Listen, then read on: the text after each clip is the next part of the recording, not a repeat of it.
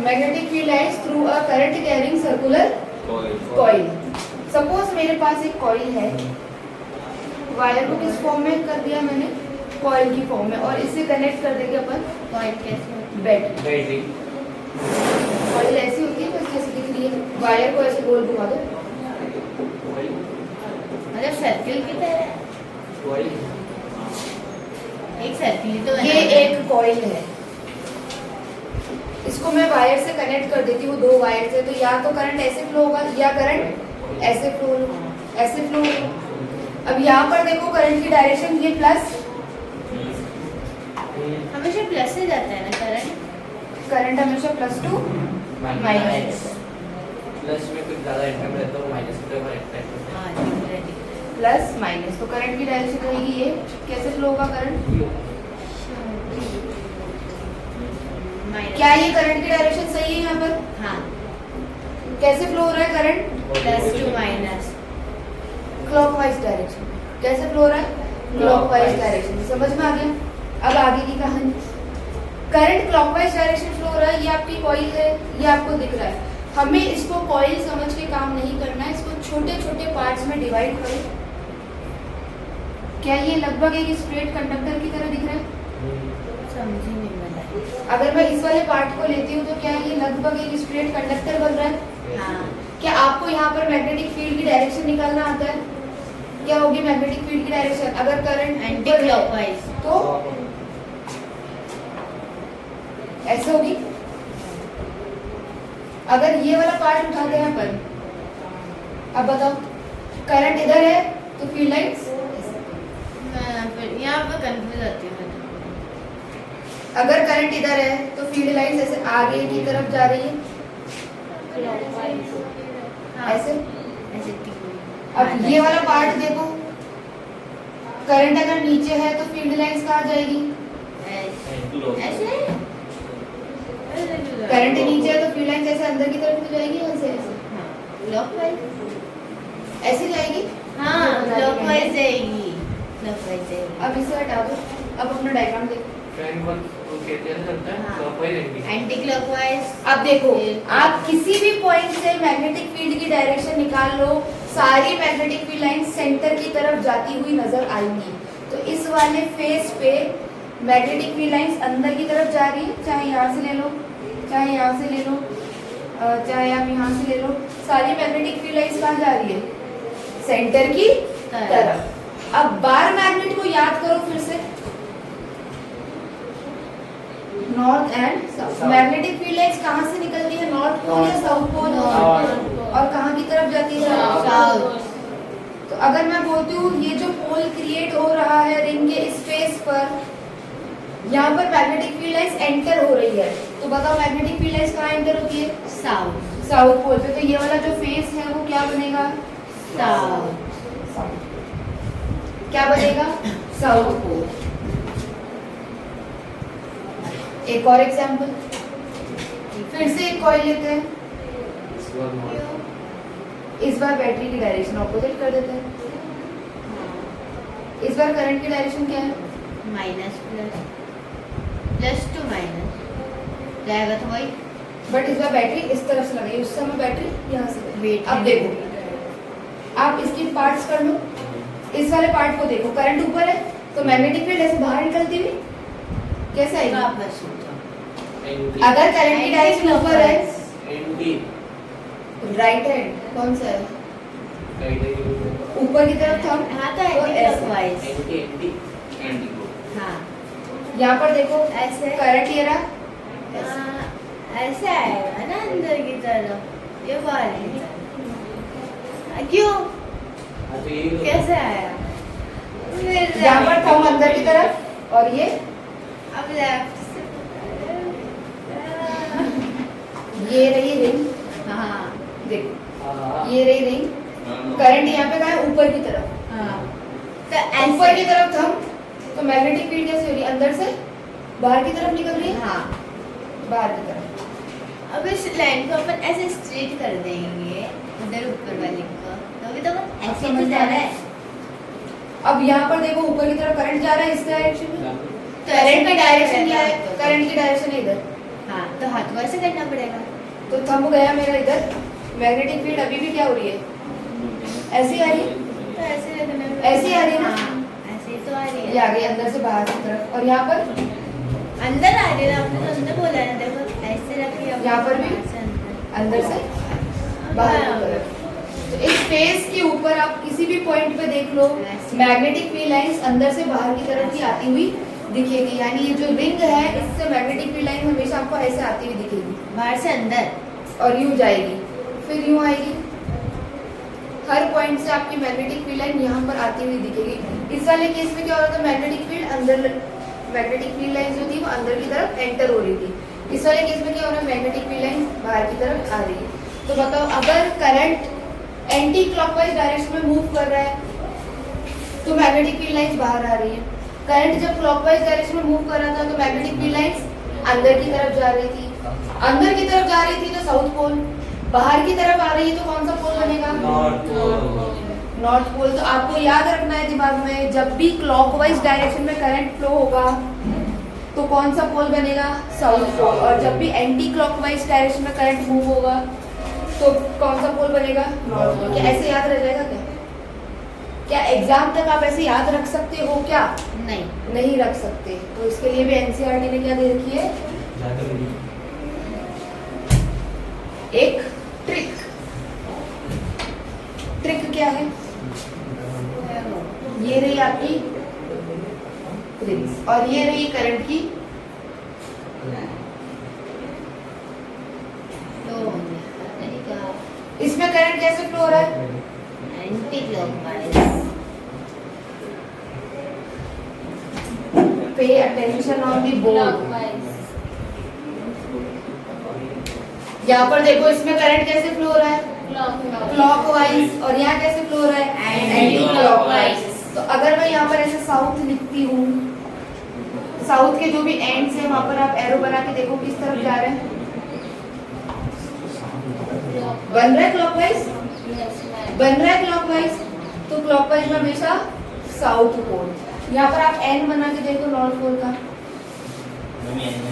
हाँ यही एन है। क्या ये इसके एरो जो है इस तरफ और ये एरो इस तरफ, तो ये ऐसे घूम रहा है, एंटी क्लॉकवाइज डायरेक्शन की तरफ इशारा कर रहा है। ऐसे याद रह जाएगा। ये एंटी क्लॉकवाइज हमेशा नॉर्थ फेस होगा और क्लॉकवाइज हमेशा साउथ फेस होगा। और ये दोनों अलग अलग रिंग्स पे नहीं होते हैं, दोनों एक ही रिंग पे होते हैं। क्योंकि इस रिंग को जब आप देख रहे हो, आपके अकॉर्डिंग करंट कैसे जा रहा है, क्लॉकवाइज डायरेक्शन में। बट मुझे यहाँ से देखने में कैसा लग रहा है, एंटी क्लॉकवाइज। तो आपकी तरफ कौन सा फेस बनेगा, साउथ पोल। मेरी तरफ कौन सा फेस बनेगा, नॉर्थ पोल। तो कैसे निकलेगी मैग्नेटिक फील्ड लाइंस, इस वाले फेस से तो निकलेगी और इस वाले फेस से एंटर होगी, इस वाले फेस से निकलेगी और इस वाले फेस से एंटर होगी। तो एक ही कॉइल में बनेंगे, इस तरफ नॉर्थ पोल, इस तरफ साउथ पोल। ये दोनों अलग अलग रिंग्स पे नहीं होते हैं। उसी रिंग को जब आप यहाँ से देखोगे तो करंट ऐसे मूव कर रहा है, और उसी रिंग को अगर मैं यहाँ से देखूंगी तो करंट ऐसे मूव करेगा। तो एक हो गया नॉर्थ पोल, एक हो गया साउथ पोल। बिल्कुल वैसे ही जैसे कॉइन होता है, एक तरफ हेड्स होता है, एक तरफ टेल्स होता है, वैसे एक तरफ नॉर्थ पोल और एक तरफ साउथ पोल। अगर आपको यकीन ना हो तो अपना एक पेपर लो और उसके ऊपर एक रिंग ड्रॉ करो, कहीं भी कॉर्नर में एक रिंग ड्रॉ कर लो। इसी एनसीईआरटी के पेज पर, एनसीईआरटी पे बिल्कुल डार्क डार्क पेन चला के एक रिंग ड्रॉ करो।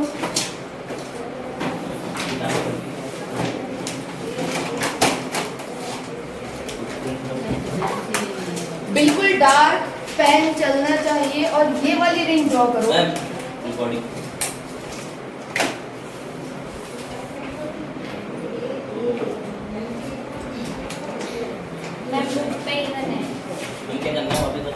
ये वाली रिंग ड्रॉ करो बुक के किसी कॉर्नर पेज पे, और बिल्कुल कॉर्नर पे ड्रॉ करना, एकदम डार्क। मैंने भी इच्छा पे कॉर्नर पे कर देना, ज्यादा तो दिख जाता है। कोई बात नहीं। छोटी सी कर लो, एक रिंग ड्रॉ कर लो। फर्स्ट सेकंड क्लास के बच्चे हो, हाथ पकड़ के ड्रॉ करवाऊं मैं? अरे मैं कब से इसमें करंट की डायरेक्शन ये बनाओ। बना दी। डार्क, ये भी डाल इधर क्या करना है, बन गई। हाँ अब इस पेज को पलट के दूसरी तरफ देखो, मैंने इधर नहीं हाँ ये जा रही है ऐसे दोनों साइड देखो कौन से पोल्स बन रहे हैं। इस तरफ से रिंग को देखो कौन सा पोल बन रहा है। कुछ समझ नहीं आ गया समझ में? एक तरफ क्लॉकवाइज दिख रहा होगा, दूसरी साइड एंटी क्लॉकवाइज। मुझे दो, ये देखो, ये एक पेज पर मैं आपने तो छोटा था बोल रही थी। ये बना दी एक रिंग। वो इतना छोटा कि देखो, यहाँ पर मैं इसकी डायरेक्शन बनाती हूँ क्लॉकवाइज, और जब आप इसे यहाँ पर पलट कर देखोगे तो यहाँ कैसे दिखेगी? Anti clockwise. यहाँ कैसे दिख रही है? क्लॉकवाइज। तो यहाँ कौन सा फेस बनेगा? साउथ। और यहाँ कौन सा फेस बनेगा? नॉर्थ। तो क्या दोनों एक ही कॉइल के पार्ट हो गए?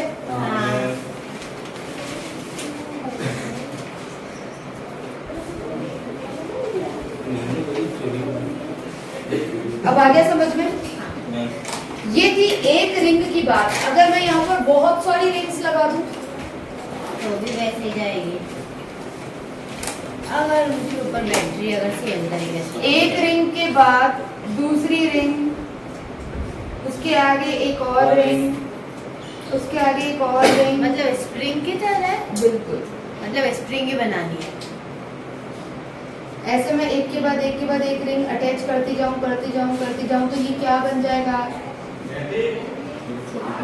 क्या बनेगा? सोलेनॉइड। और अगला टॉपिक आपका यही है। तो जैसे हमने बार मैग्नेट से किस पे आए थे अपन? Straight current carrying conductor. अपन ने इसकी मैग्नेटिक फील्ड देखी, इससे अपन ने एक कॉइल की मैग्नेटिक फील्ड देखी। अब एक कॉइल से अपन सोलेनॉइड की मैग्नेटिक फील्ड देखेंगे, और फिर बाद में पता चलेगा कि ये सोलेनॉइड खुद किसकी तरह बिहेव कर रहा है। वापस स्टार्टिंग में पहुंच जाएंगे एक बार मैग्नेट की तरह। कॉइल वाला पार्ट आ गया, कॉइल वाला पार्ट आ गया। सोलेनॉइड करें,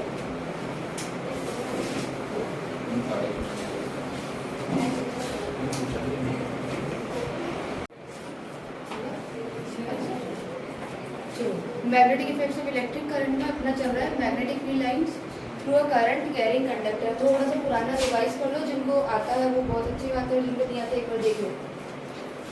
लास्ट टाइम हमने पढ़ा था कि अगर करंट की डायरेक्शन ऐसी हो, ये एक वायर है जिसके अंदर करंट की डायरेक्शन क्या है? अपवर्ड है, तो क्या होगा? मैग्नेटिक फील्ड लाइंस हमेशा कैसी बनती है?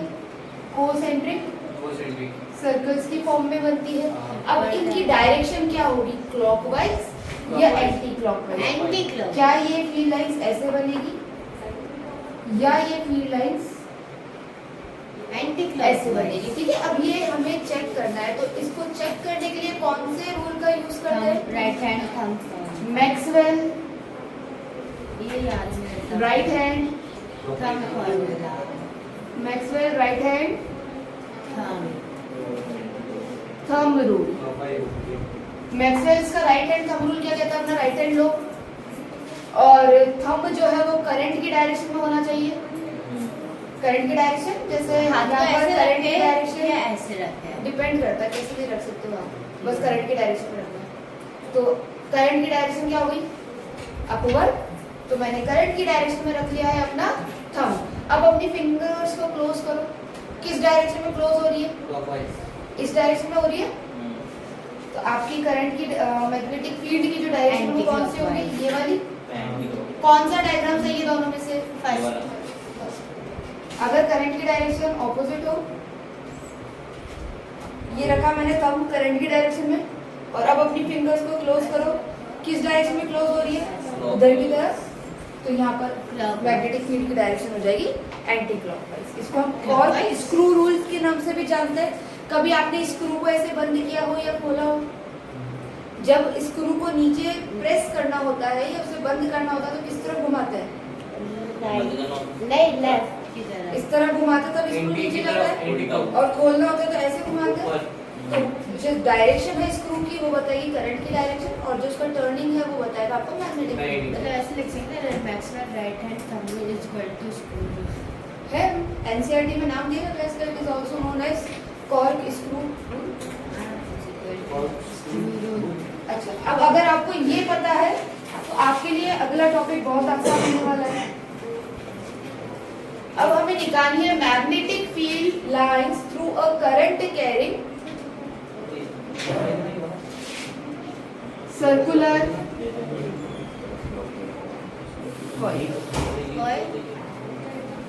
Magnetic field lines through a current carrying